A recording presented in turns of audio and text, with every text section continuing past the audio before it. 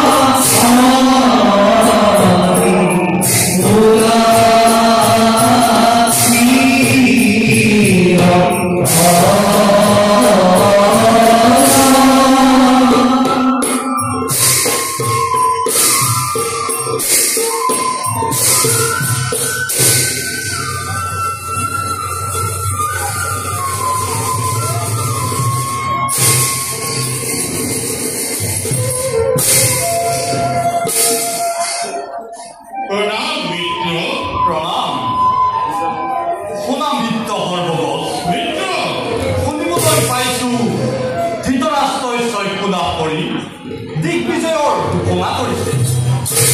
এই ক্ষেত্ৰত আমাৰ মতামত কি হোৱা উচিত মিত্ৰ আমাৰ ৰাজ্য যদি আক্ৰমণ কৰে এই আক্ৰমণ প্ৰতিহত কৰিব লাগিব মিত্ৰ তাৰ পৰা আমাৰ ধনবল আৰু দমবল দুয়োটাই হানি হ'ব ইয়াৰ পৰা আমাৰ কি লাভ হ'ব মিত্ৰ ইয়াৰ নাম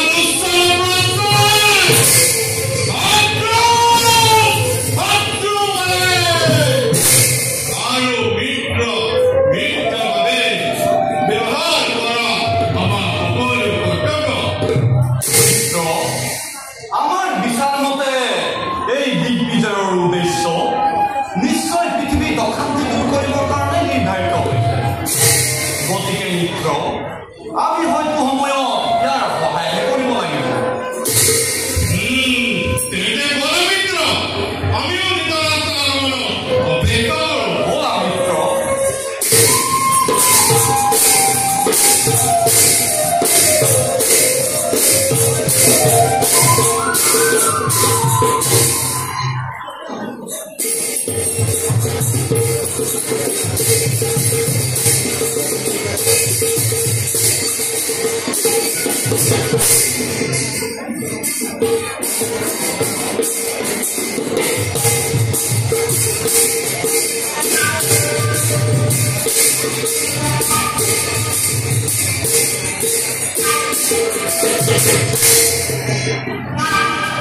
সেনাপতি কনক পঙ্কজ মহাৰাজ আমাৰ পুত্ৰদ্বয় ভাই মোৰ ৰাজ্যৰ অশান্তিৰ কাৰণ বিচাৰি পাইছো মহাৰাজ পাইছো তেন্তে কওক মহাৰাজ তুমিই আমাৰ ৰাজ্যত অশান্তিৰ কৰিছে সৃষ্টি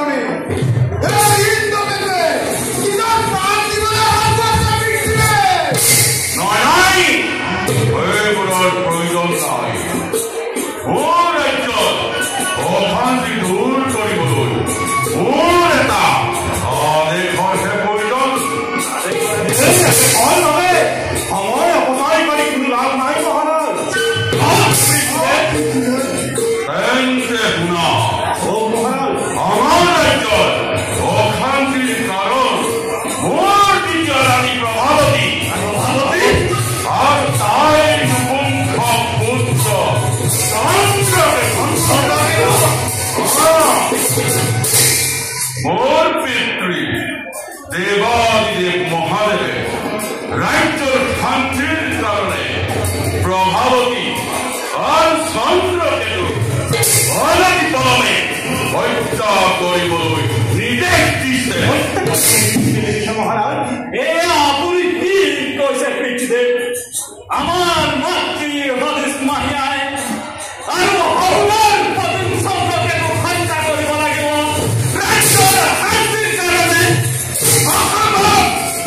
এনে নিদাৰুণ কাৰ্য কেতিয়াও হ'বলৈ দিব নোৱাৰি পিতৃদেৱ পৃথিবীর দ্বারা কোনো দৃষ্টান্ত নাই মাত্র রাধিকার পুত্র হত্যা করি শান্তি স্থাপন করছে সংকট পবিত্র নামত এনে তলঙ্কর কেতিয়া সৃষ্টি নকরিব ভিত্তিদেৱ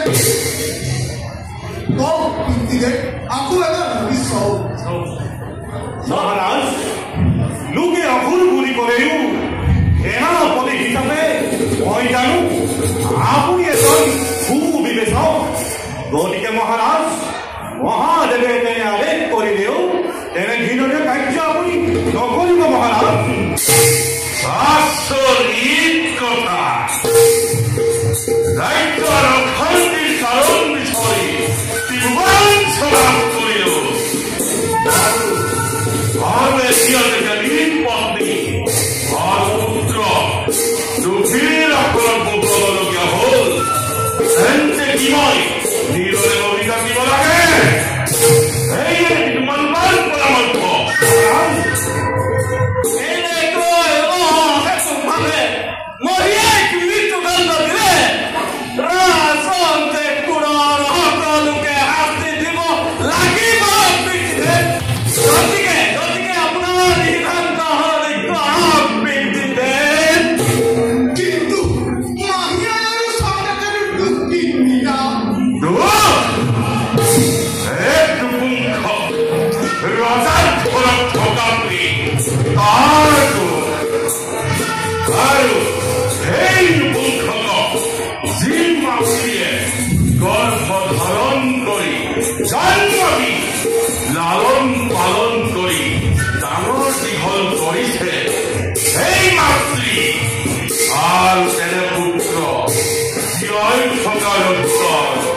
লাভ কৰিব নোৱাৰে সেয়েহে প্ৰভাৱতী আৰু চন্দ্ৰকেতু কৰিবই লাগিব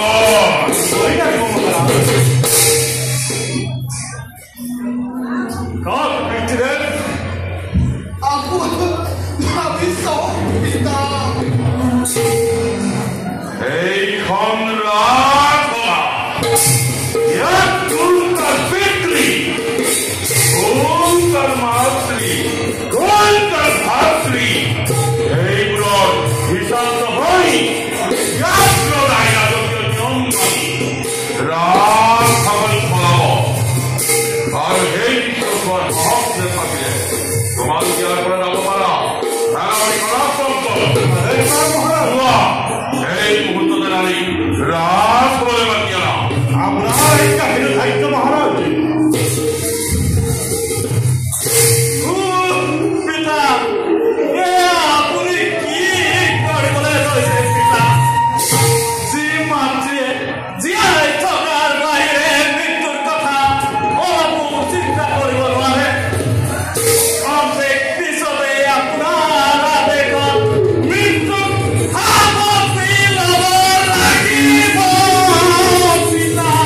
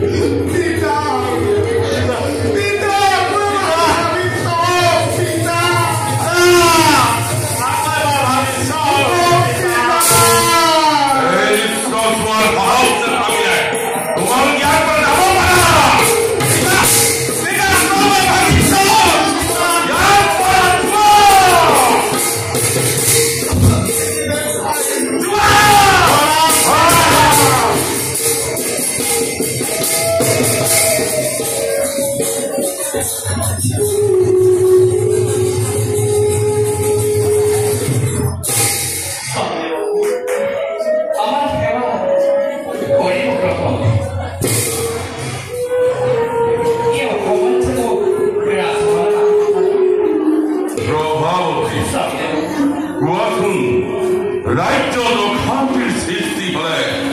ৰজাই কি কৰিব লাগে ৰজাই সেই অশান্তি দূৰ কৰিব লাগে আৰু সেই অশান্তি দূৰ কৰিবলৈ যদি আপোনজনক ত্যাগ কৰিবলৈ নহয় তেতিয়া ৰাজ্যত শান্তি স্থাপন কৰাটো ৰজাৰ একমাত্ৰ কৰ্তব্য আপোন পৰ শত্ৰু মিত্ৰ এইবোৰৰ কোনো প্ৰশ্নই নাহে কিন্তু এইবোৰ প্ৰশ্নৰ মুখ সোধাৰ কাৰণে মই একো বুজিব পৰা নাই স্বামী দেৱতা মহাৰাণী দেৱাদিদেৱ মহাদেৱে কৈছে ৰাজ্যৰ অশান্তিৰ কাৰণবোৰে ৰাজঅন্তৰীক্ষতেই আছে ৰাজঅন্তৰীক্ষত আছে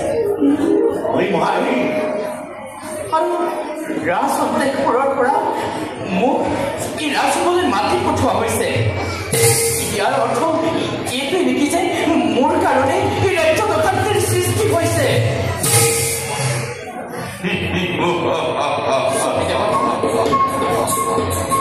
স্বামীদেৱতা তুমি বৰ বুদ্ধিমতী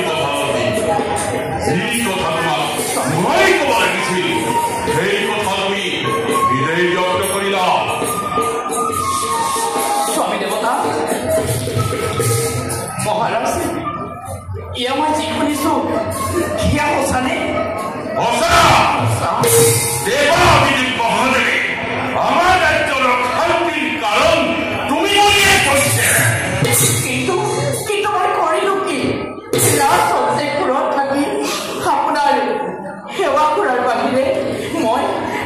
কি কাম কৰিলো যাৰ বাবে ৰাজ্যত অশান্তিৰ সৃষ্টি হৈছে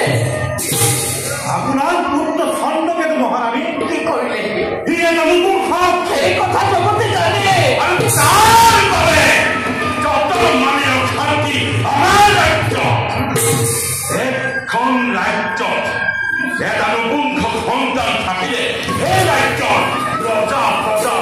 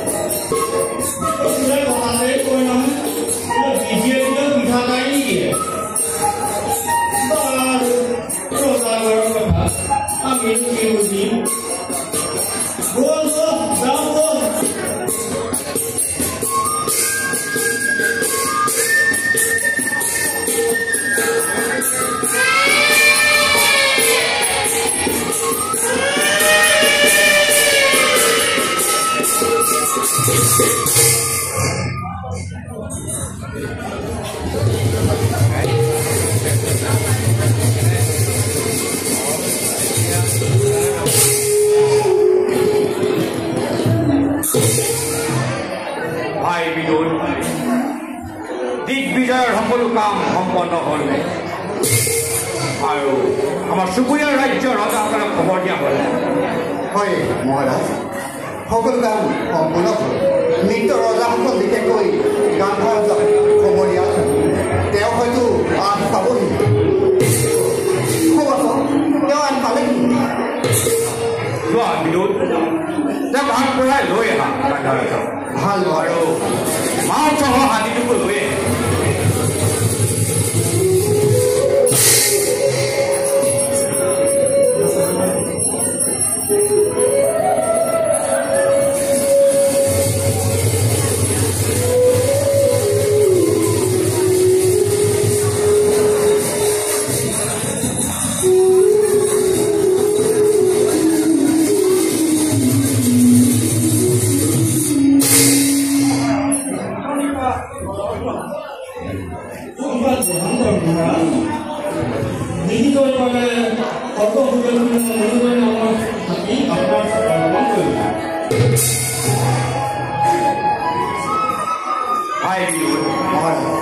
হস্তিৰ কপাল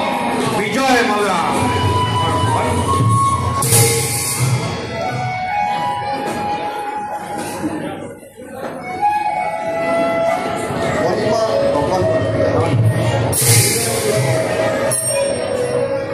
যুদ্ধৰ কাম সকলোৱে সম্পূৰ্ণ বিদুৰ পঢ়াচোন ভাল কাম জয় পত্ৰ ব্যাসপুত্ৰ প্ৰবল প্ৰতাপী ধৃতৰাষ্ট্ৰই দিগ্বিজয়ৰ বাবে ভাতৃ বিদুৰ আৰু গান্ধাৰ প্ৰমুখ্যে মিত্ৰসকলক লৈ যাত্ৰা আৰম্ভ কৰিছিল যিসকল ৰজাই কোনো বাধা প্ৰদান নকৰাকৈ ৰজাক সম্ভাষণ জনাব সেইসকলৰ লগত মিত্ৰতা স্থাপন কৰিব আৰু যদি কোনোবাই বাধা প্ৰদান কৰে তেন্তে তেওঁৰ নিজ শক্তি সামৰ্থৰে ধৃতৰাষ্ট্ৰৰ লগত যুদ্ধ বলাই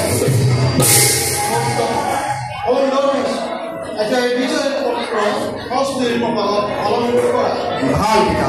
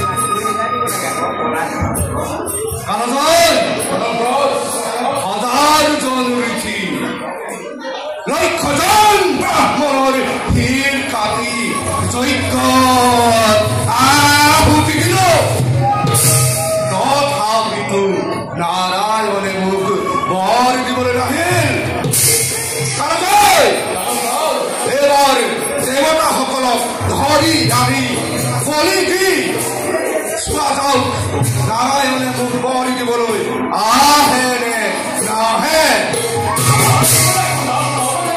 কি কৰা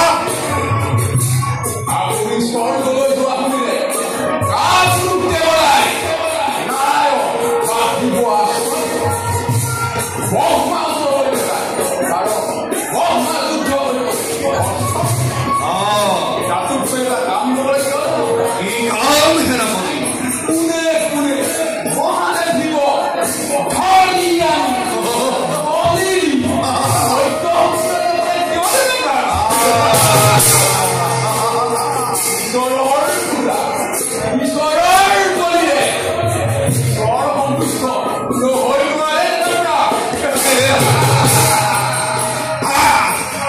উত্তম পরামর্শ অতি উত্তম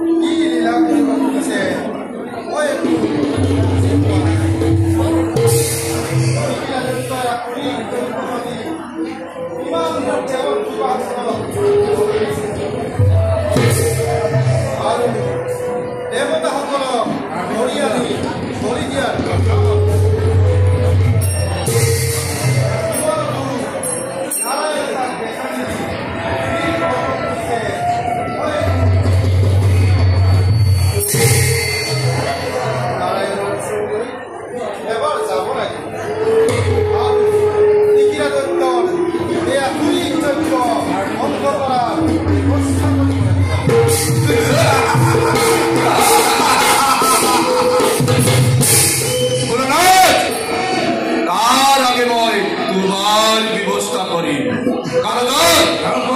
মেরি ধরা পুরানো বন্দী করে দি বলি দি মূর যজ্ঞর দ্বিতীয় অংশ সম্পূর্ণ করগৈ কোনে কোনে বলি নয় আর কথা বলে না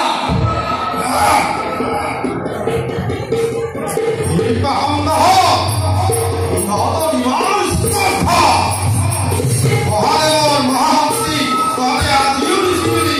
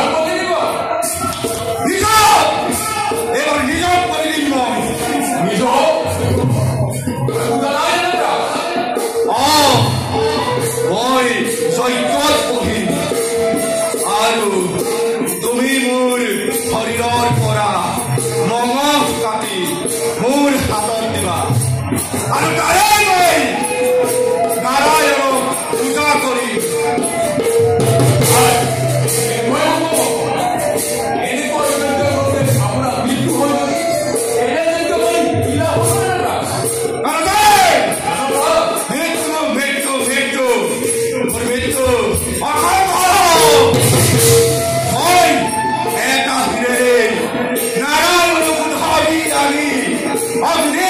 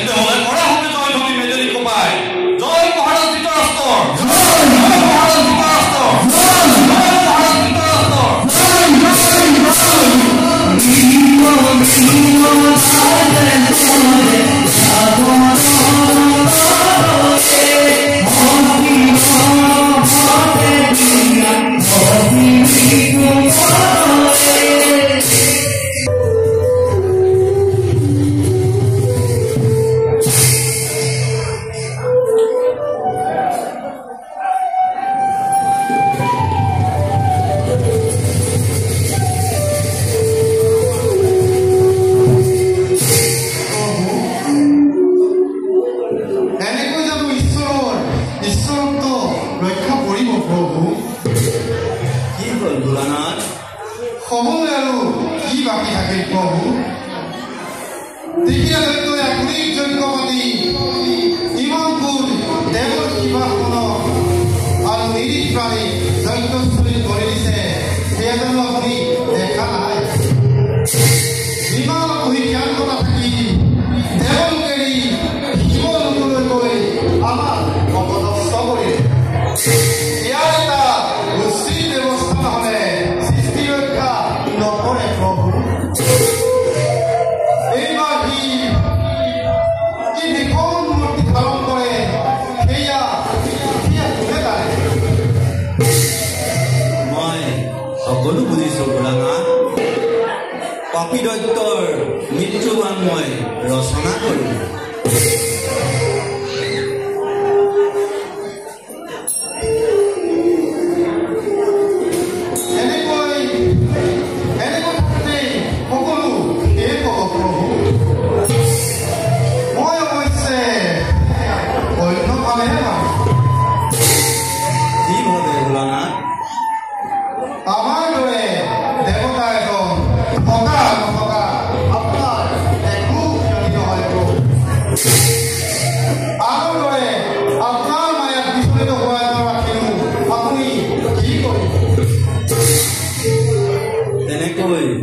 কিয় ভাবিছে ভোলানাথ আমাৰ পৰম ভক্তসকলে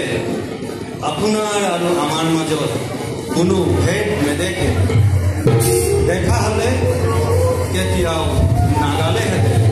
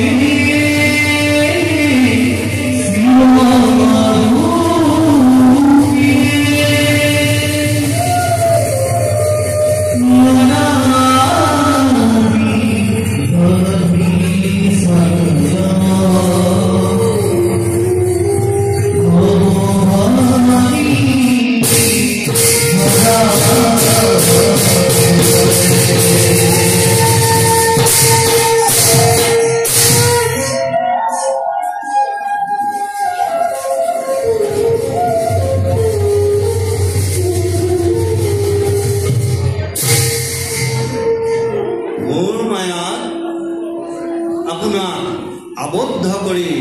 এই জগতবাসী শিক্ষা দিয়া হ'ল যি নাৰায়ণৰ মায়া আকতো শিৱও মুগ্ধ হয় তাক আন নহ'ব কি ভোলানাথ এতিয়া আপুনি কৈলাশলৈ যাওক আমি তিথিৰা দৈত্যৰ কাষে যাওঁ গ্ৰহণ কৰক প্ৰভু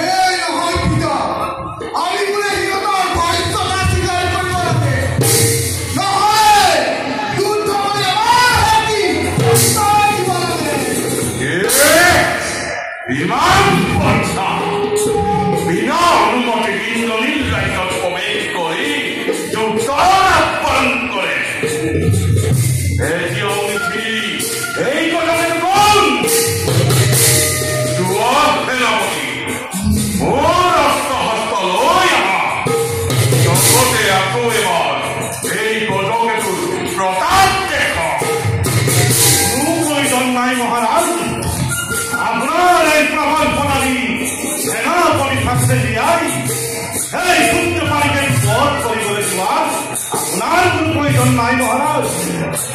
প্ৰস্তাৱত পিঠিলে আপুনি কিবা এৰাপতি কোনো যাব নালাগে এয়া মোৰ হাতীৰ পৰীক্ষাৰ প্ৰথম সুবিধা দিয়ক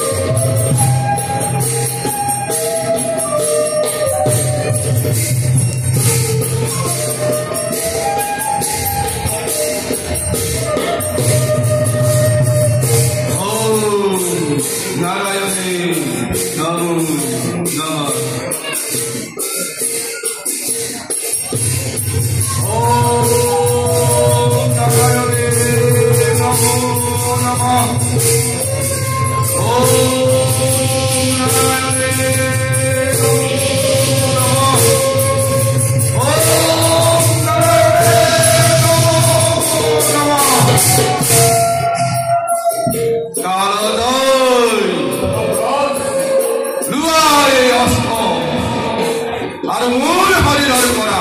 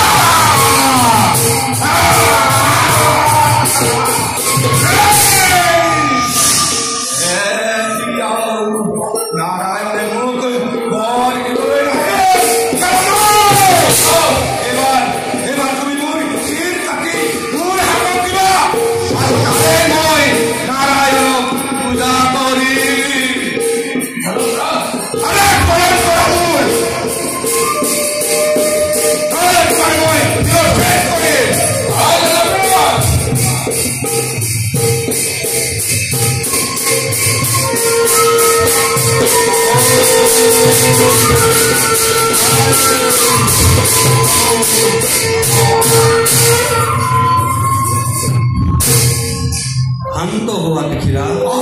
প্ৰভু প্ৰভু প্ৰভু এই দাসৰ সেৱা কৰক গ্ৰহণ প্ৰভু মই তোমাৰ প্ৰতি দুষ্ট হৈছো প্ৰভু কি বৰ লাগে কোৱা দেখিৰা প্ৰভু মোক মোক মোক মোক প্ৰদান কৰক প্ৰভু প্ৰদান কৰক প্ৰভু জন্মিলে মৰিবই লাগিব নাই নাই নাই নাই প্ৰভু এই অনৰ্বৰ কাৰো প্ৰাপ্য নহয় নাই প্ৰভু তথাপিতো তোমাৰ দুৰ্ঘোৰ তপস্যা দেখি মই এই বৰ কৰিলো প্ৰদান দেৱতা যজ্ঞ ৰক্ষ কাৰো হাতত তোমাৰ মৃত্যু নহয় কিন্তু অবিবাহিতা পুৰুষে যদি নাক ৰক্ষা ধনুলৈ তোমাৰ লগত যুদ্ধ কৰে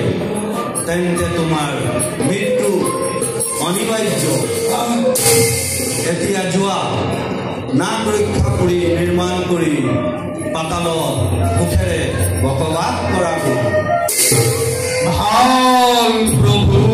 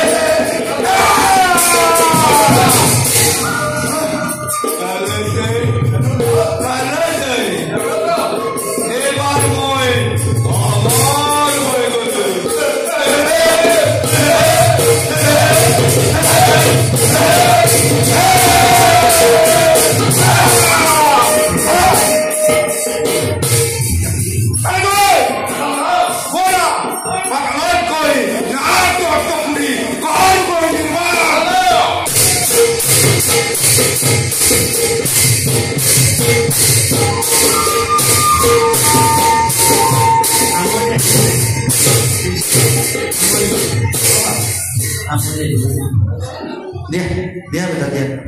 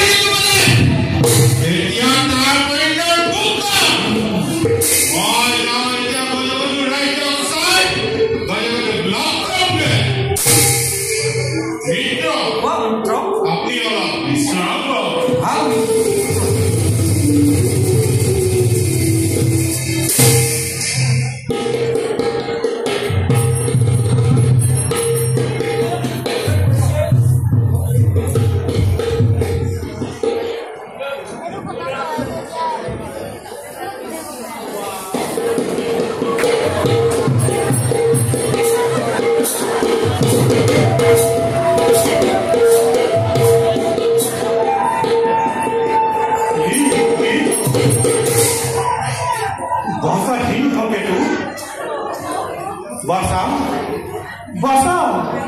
বাসা সিংহকে তো আজি কলই গলি বাসা কলই গলি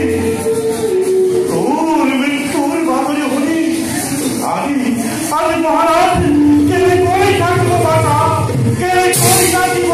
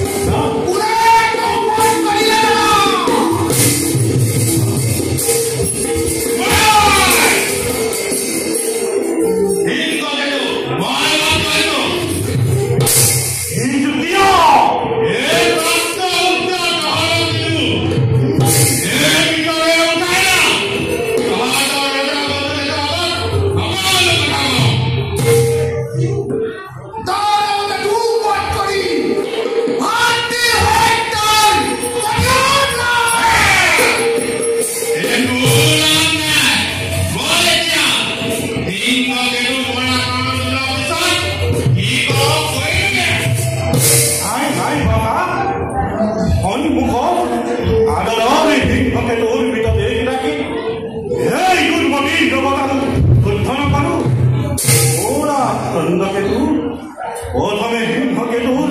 মৃত্যুর বাতরি আমি মহারাজ দিবই লাগিব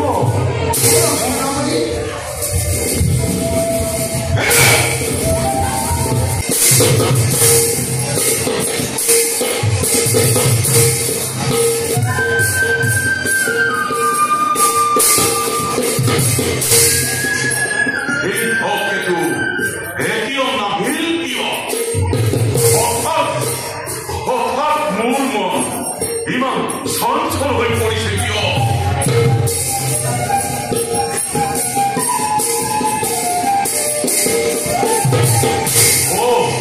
আহিলা তোমালোক কিন্তু সিংহটো নাহিল কিয় কোৱা কোৱা সেনাপতি কোৱা ইন্দ্ৰকেতু সিংহকেতু ক'ত মহাৰাজ কোৱা কোৱা সেনাপতি কম দুখৰ কথা মহাৰাজ কোৱা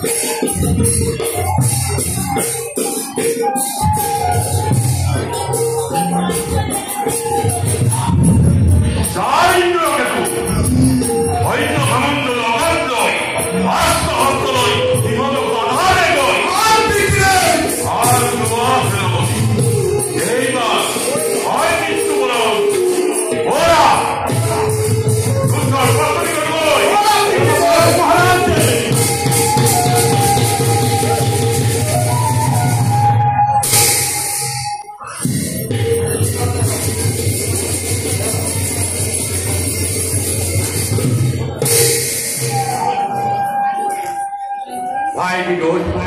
আৰু কৰ্ণ দাদা তোমালোক আগবাঢ়ি যোৱা আমাৰ নৃত্য গান্ধাৰজ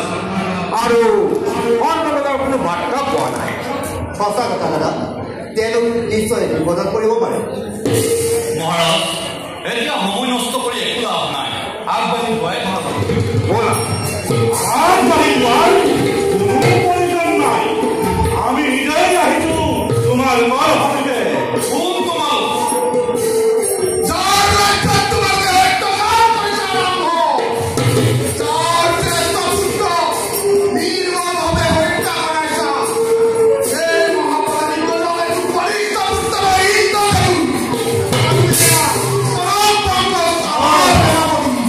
এতিয়াও সময় আছে শিৱৰাষ্ট্ৰ মহাৰাজক সম্ভাষণ জনাই নিশ্চিত মৃত্যুৰ পৰা হাত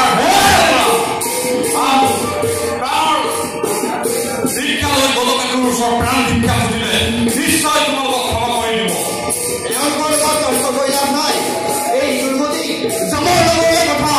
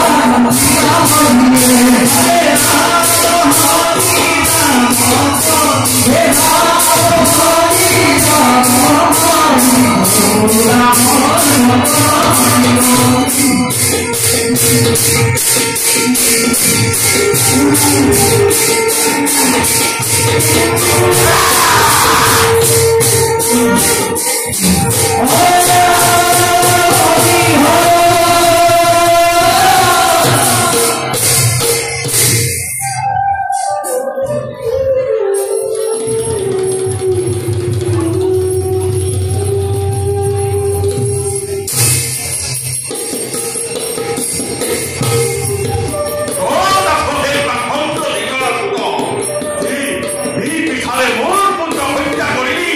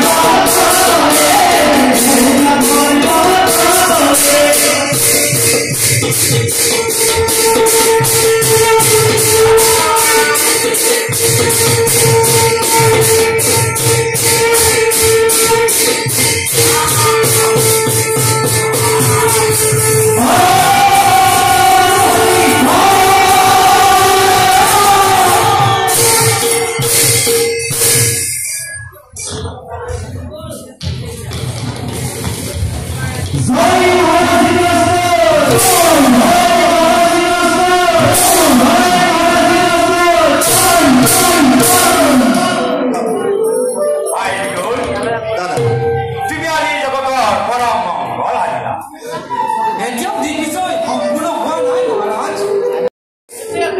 কাৰণে যাত্ৰা কৰা হওক